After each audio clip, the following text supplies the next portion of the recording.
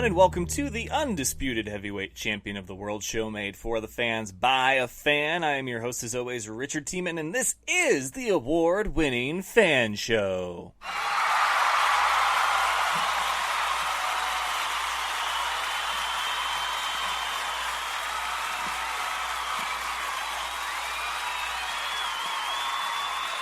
That's right, everyone's a fan of something, and we have got something for every fan, especially you fans of robot fighting time, because we are back from break. Well, not us here at the Fan Show. We gave you an episode last week with the amazing and talented Victor Soto, and now that the Desperado tournament has come and gone, Shark Week has come and gone, we're back to bot fighting, okay? The anticipation is killing me. I can't do it. A week was too long, but it's okay. It was for Shark Week. Like, I get it. Shark Week is Discovery's once-a-year thing. I was talking to some of the producers of Discovery while I was down at the taping of Battlebots, and they said, I asked them jokingly, I was like, so how big of a deal is Shark Week? He's like, it pretty much makes our whole year. Like, wow. Crazy. 1 week makes your whole year. But hopefully Battlebots... Not saying that we want Battlebots to just be a week long, but hopefully Battlebots and however many months it goes can make Discovery's, paycheck be that much sweeter. I would love to see Battlebots become a staple of the Discovery and Science Channel culture, like Shark Week has. I really would. That's the hope for me, as long as they stay with Discovery and the Science Channel. I did not think that was going to happen with ABC. And with Comedy Central, it's funny because people... I don't know what it is about yesteryear, right? That people seem to cling on to things that they remember them being first. People still call the WWE WWF, the World Wrestling Federation. And it hasn't been WWF for like almost 2 decades. I think. I'd have to look that up. Don't quote me on that. But it's been a really long time. Like, turn of the century is when they rebranded and dropped the F, get the F out, that whole thing, and went to WWE. And so people still remember BattleBots. Oh, that robot fighting thing from Comedy Central. And it hasn't been on there for years. For decades. But... it is what it is. So here's onward and upward, hoping that BattleBots and the Discovery and Science Channel can really make themselves known to nerd culture, tech culture, engineer culture, whatever culture you want to call it. I believe they're on the up and up. And so does my guest tonight. It was an honor to finally speak to her again. Hint, hint, teaser, teaser. And she's a tough rundown right now. She is one of the most in-demand team captains of BattleBots right now. I couldn't be more happy and proud for her. In fact, you'll hear in the interview. It's like, you were tough to track down to get an interview with, but it's good problems to have, because obviously you want to see your friends be successful and be good at what they love to do, and so on and so forth, and that's her. And we are going to have a great episode coming up this Friday. That's right, we're back to BattleBots, Discovery Channel at 8 Eastern, 5 Pacific. Make sure that you download the Discovery Go app, or that you set your DVRs, VCRs, if you have them, speaking of yesteryear, and that you don't miss a second of the action, because another thing that her and I talk about is that this has been one of the most unpredictable and fantastic seasons that we can recall. I mean, and I know that the object is to say that every year, right? Every season, but we really mean that, and we give concrete examples as to why this season has been better than the rest, and why people should really be at the edge of their seat, not knowing what's going to happen. So, Andrea Gellatly, that's right. This time last year, she was Andrea Suarez. We got married. We talk about how she's had like the best year ever, not calendar year, but 365 days of just awesome. They did the Las Vegas live stream for the Prime, for the Amazon Prime, and it was a fantastic event for them. They had a great win over Tombstone. Sorry if that's a spoiler alert for you guys. But nonetheless, they are making a name for themselves in BattleBots. If they haven't already, they are now. I think that they've been a name that should be on people's minds every season, because they haven't had to lax or sacrifice their identity, their gimmick, their character for effectiveness of their bot. And you see that evolve kind of a lot with teams that get just frustrated from losing. But they didn't quit. They didn't give up. They redesigned their bot, but it still looks just as awesome as it is effective out there. So we talk all about that. And Battlebots has not released the fight card yet, even though we're not waiting for a Science Channel re-airing with a bonus fight tonight like we normally are, which is why they kind of hold off on announcing the fight card. But they have given us some teasers, so we do know that the main event will be, in fact, Andrea Gellatly of Witch Doctor versus Maddie Vasquez and the Vasquez family of Team Whiplash. And that is going to be a barn burner, as they say. I cannot wait for this fight. We will see Son of Waiachi in action. We will see Huge in action, and the return of Nelly the Ellibot. She will be in action as well, so best of luck to them. And let's see, is this last one? Yes, announced 4 hours ago. Mammoth will be fighting this Friday. So there's a few that you can write down as far as why not to miss this episode. Like, you need to hear it from me. If you're a BattleBots fan, why would you miss any episode? There, that's the better question. Don't miss episodes, folks, because it is too awesome. I can't do the episodes and the fights justice by trying to recap them all in the first 10 minutes of these half-hour specials that I'm doing every week during the BattleBot season. So it's on you guys. It's up to you, the faithful fans of BattleBots, to go and watch each and every week from start to finish, from pre-fight to post-fight and everything in between. You guys got to do it. It's the only way that they're going to keep guaranteeing us a season after a season after a season, because I personally want more robot fights, don't you? I love robot fighting time, and we will get that this Friday. So again, robots you can look forward to seeing. Mammoth coming back. Nelly the Ellibot coming back.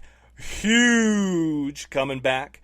And then, of course, Son of Waiachi. And finally, the main event between Witch Doctor and Whiplash. That's right, the two W's. WWB. Witch Doctor, Whiplash, BattleBots. There we go.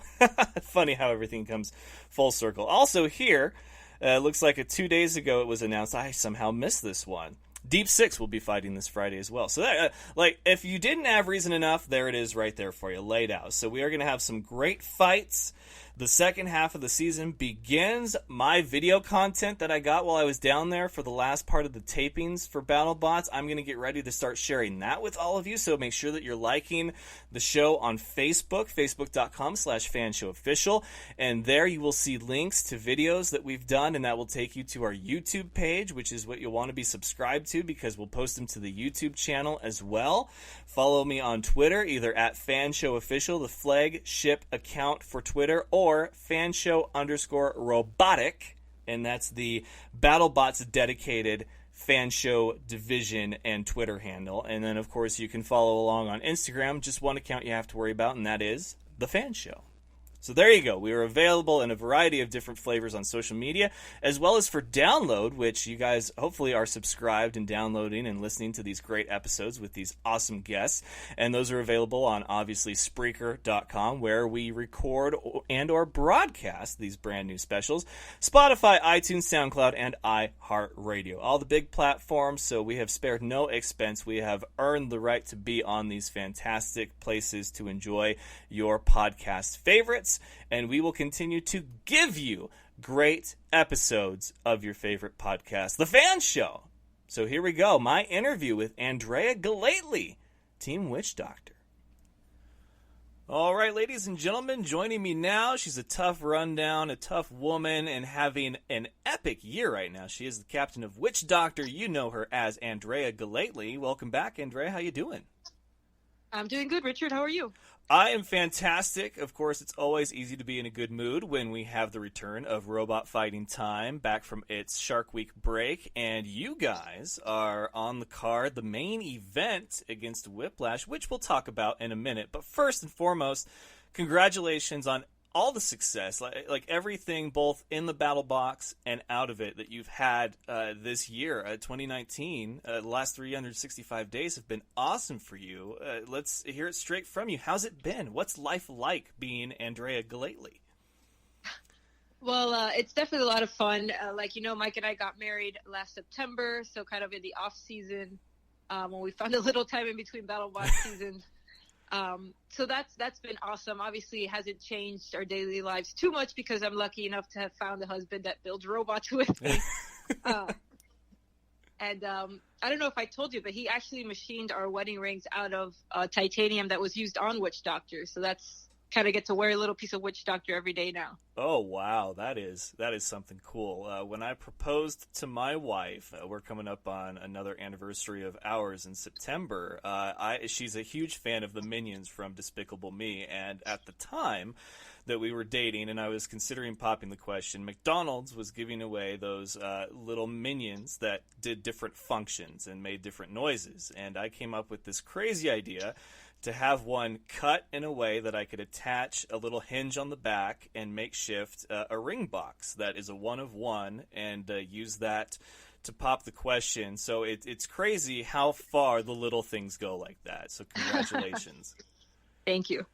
So you guys were a big hit in Vegas, and that's been one of the popular topics of conversation lately on the show here, is because I had Peter Abrahamson on to sort of kick things off for the new season of Battlebots, and him and I talked in great lengths. What does the future hold for Battlebots? Clearly, you guys had a phenomenal time in Vegas. It came out on top. You had a great match against Tombstone, which how many can say that they had a great match against Tombstone and come out with a win other than, I guess, Victor Soto and Rotator now. But how is Vegas for you, and what do you think of that style potentially being the future of Battlebots? I mean, it was a dream for us just to be able to go to Vegas. Usually, just from a logistics perspective, California teams are the ones that are invited to events like that, and we're in Florida. We're all the way on the other side of the country, so pretty much the least practical team in the United States to invite. But the stars aligned for us. For some reason, we were invited, and we went all out. So we actually had one robot that we used for Battlebots on Discovery, and we found out we were fighting Tombstone, and we would have to turn the robot around in 45 minutes if we won. And we said, you know what, that's impossible. You don't recover from Tombstone in 45 minutes. You don't just recover from anybody in 45 minutes, really. So just for Vegas, with only about 2 weeks, we decided to build an entirely second new Witch Doctor for the Vegas event. And As you can see on the live stream, it came in handy. Obviously it did. You guys had a great time, and you guys are having a great season so far on Discovery. You guys will be the main event coming up. Obviously last year there was a lot of stuff that went right, some that went wrong, and you look to improve on that. And, me and a lot of the bot builders that I've talked to on the show, we always seem to talk, you guys get brought up as far as what I think the pinnacle, what peak Battlebots could be as far as a team goes, where you guys haven't had to sacrifice on the costumes or the theme or the design detail on the bot, and yet it still goes out there and it's an ass-kicking bot, and it does great, and the fans love it. I mean, it's so marketable. It's just a dream come true if you're a showrunner for Battlebots or Discovery, to see you guys go out there and then, of course, be successful and win. Tell me some of the differences between last year and this season, like just as a whole, because obviously it was hard enough for me just to get you to sit down with me here for a little bit on the fan show, because you guys have been in such high demand. Like, how's life and adjusting been in just a calendar year? Well, the robots, basically this year we decided to apply everything that we've learned in the whole 3 previous seasons of Battlebots. So the new Witch Doctor you're going to see has a very similar weapon shape to season 1, but it has the dual discs that we had used in seasons 2 and 3. It has the ribcage armor. It's kind of evolved a little bit. It has a self-righting mechanism.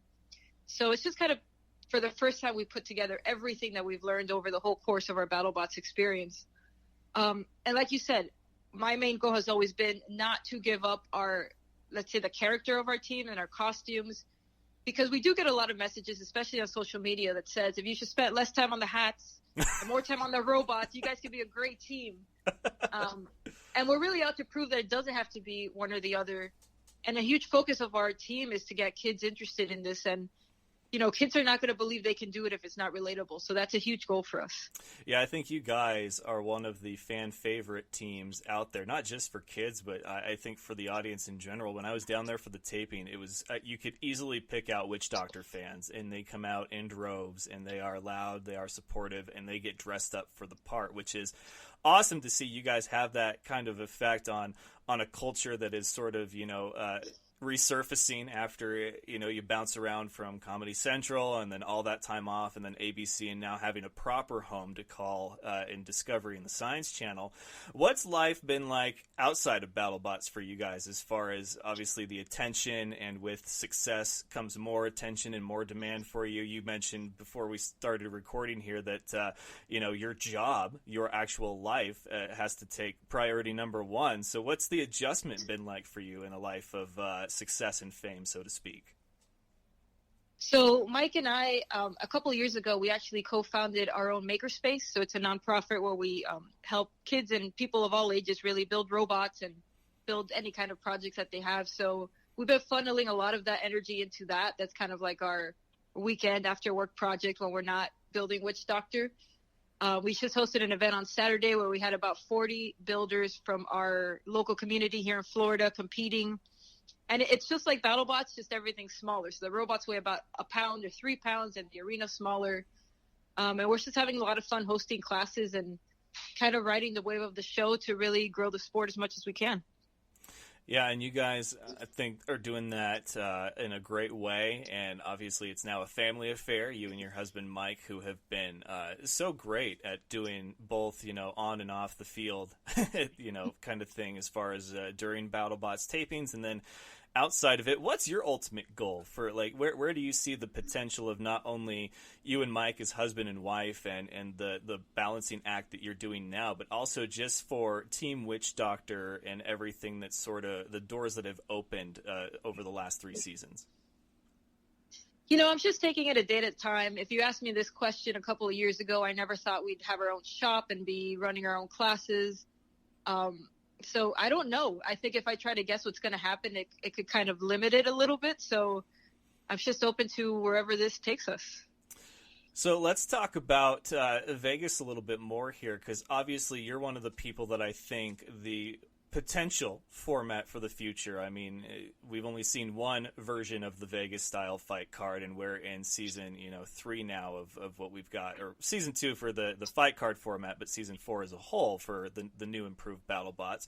For you guys, you mentioned location. Obviously, geography plays a huge role in what you guys are able to do, how much you need to plan and prep, because the California teams, they have the home field advantage when you guys tape a new season of BattleBots, and even if you go to a place like Vegas.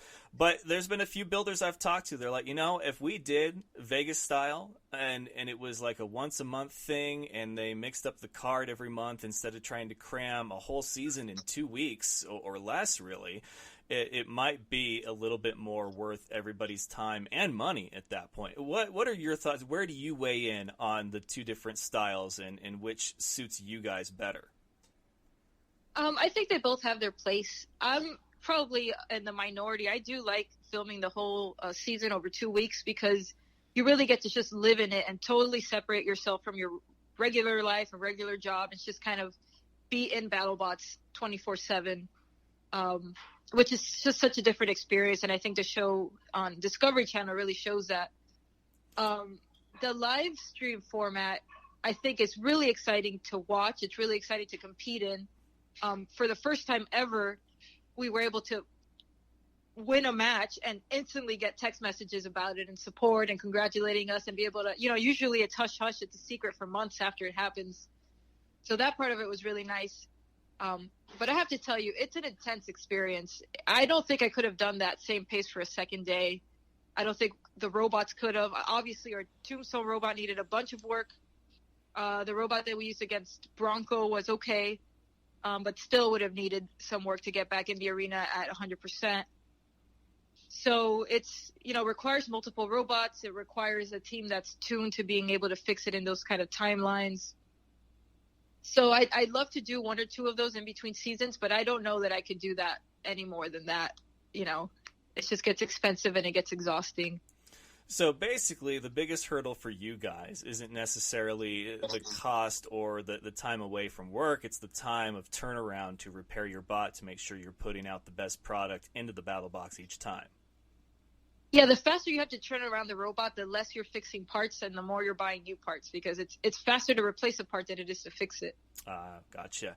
Yeah, because a lot of the guys, if they said if they could figure it out, then they think that the Vegas style, once a month fight card format might be more beneficial because it would be easier to plan. Because a lot of you guys, especially you guys coming from the East Coast all the way to California for the tapings, it's like, you have to plan for the worst case scenario and then 3 more worst case scenarios after that, as far as plans B, C, and D go.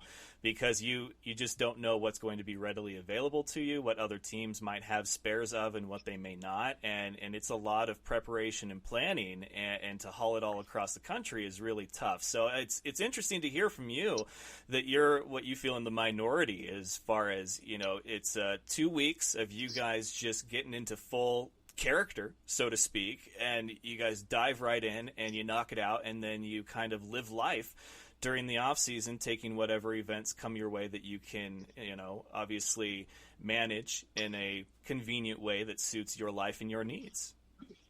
Yeah, and something I don't think you really can tell much when you see the show on Discovery is that you're watching 1 episode a week, but we're filming 2 episodes a day. Yeah. So Yeah. when you see a robot get destroyed, they actually have a couple of days to fix it. Whereas if that same thing happened in the live format, they would be done. Yeah. There's not 24 hours to fix it. So I think they both have their place. Part of the reason the Vegas live stream worked so well was because all the teams were super ready and super prepared. I mean, if somebody put the robot in the arena and it didn't work the first time, we would have had to scratch the whole match. Wow. So it's just a different game, and I definitely think we're heading that way, and we can do it. Certainly the teams have enough experience to do it. It's just different. It is a little different, and I think obviously people liked it because it's different, but it's going to take a few more to maybe sell fans, and of course the most important thing, the cast, crew, and the builders on an idea like that. I think it has a lot of potential. I think it could be a lot of fun, but for right now, if it ain't broke, don't fix it, and since I'm not a builder, I can't speak it if, the format that you guys have now is broken in any way. There's obviously always room for improvement, but clearly you guys who have been successful this season and been a huge staple of the new Battlebots like it just fine, which brings me to my next point. I was talking with Jameson Go on the last episode, and I said, I remember when Battlebots came back from its hiatus and was on ABC, everybody was talking about, Ray Billings, Paul Ventimiglia, Don Hudson, all these very tenured vets that had been around for a long time and had very successful bots and designs. And now, when I go to a taping or I watch an episode, it's Jameson Go, Andrea Gellatly, Maddie Vasquez. You guys are the names at the tips of people's tongues, and it's kind of nice to see the ushering in of the next generation of great bot fighters. Now, of course, Jameson, very modest, very humble guy, despite what he may be portrayed as on TV, said, well, I don't know if me personally, if I'm there just yet to be mentioned in that company, despite having a lot of fights against those bigger names. How do you feel about that? Do you feel like you've deserved, you've earned the right to be mentioned in company like the greats that have come before you and are still out there doing it? I think we're working on it. I don't think we have a record yet that we could compare to the Tombstones or Byforce or Broncos of the world, but we're trying to get there.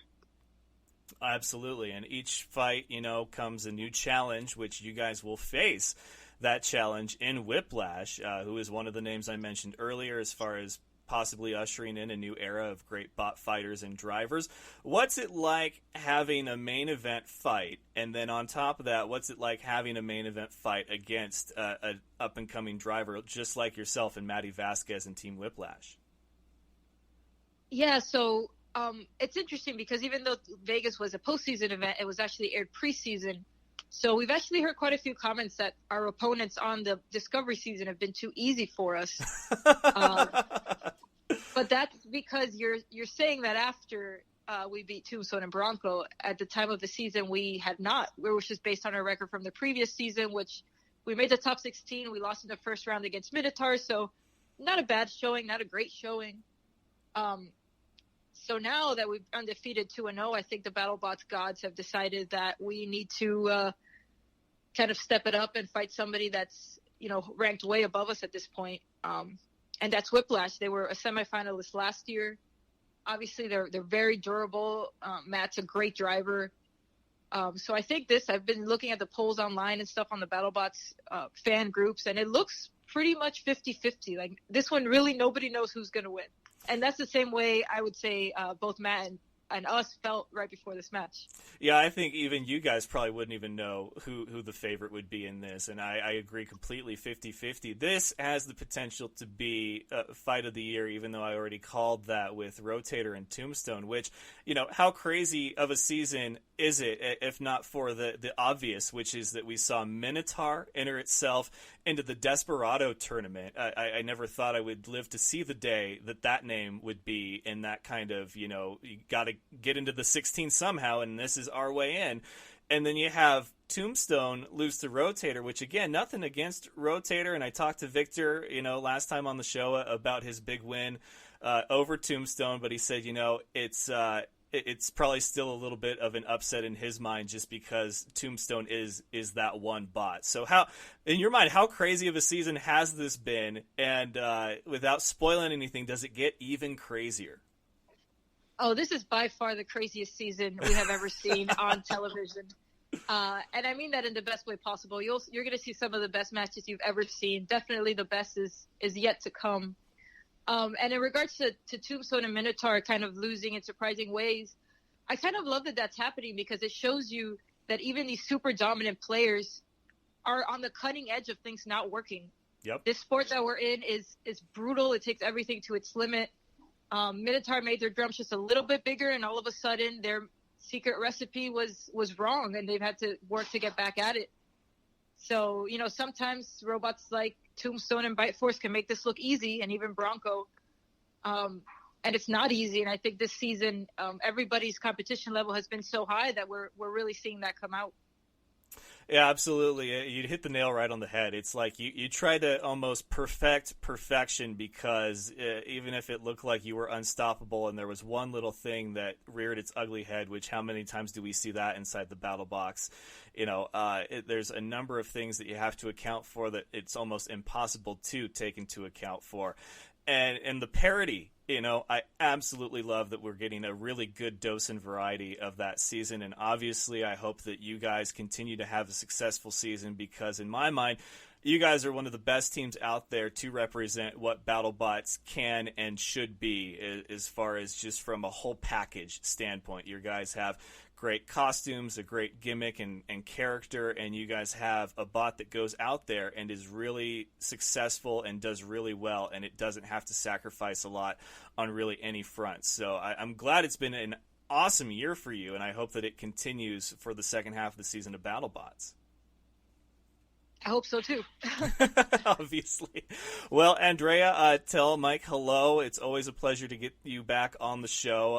And your popularity, obviously, it's a very good problems to have for you and Team Witch Doctor right now. So sky's the limit for you guys, and I hope that we see, like you said, the best is yet to come on the second half of BattleBots. But thank you so much again for taking the time to be on the show this evening, and we'll see you in the main event this Friday on Discovery.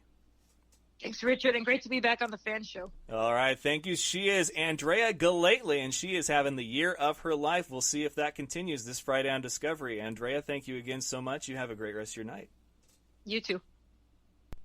And one more big thank you to Andrea Gellatly. Like I said, she is a tough rundown. Busy, busy, busy, but those are good problems to have. You go, Andrea and Mike Gellatly, obviously the husband and wife duo, are tearing it up in and out of the battle box as they get ready for more media appearances, interviews like here on the F.A.N. show. I mean, they are really rocking this whole momentum thing that they've got behind them. I don't even know where it came from. I don't care where it came from, personally, honestly, because it's so great to see them do so well. And, not taking anything away from any other team or any other bot or any other captain, family, what have you. It's just, there is something about Witch Doctor. The kids love him. The fans love him. Like, everybody is starting to know who Witch Doctor is. And I think that is so cool. So go Andrea, go you guys, go Witch Doctor. And, of course, I can't say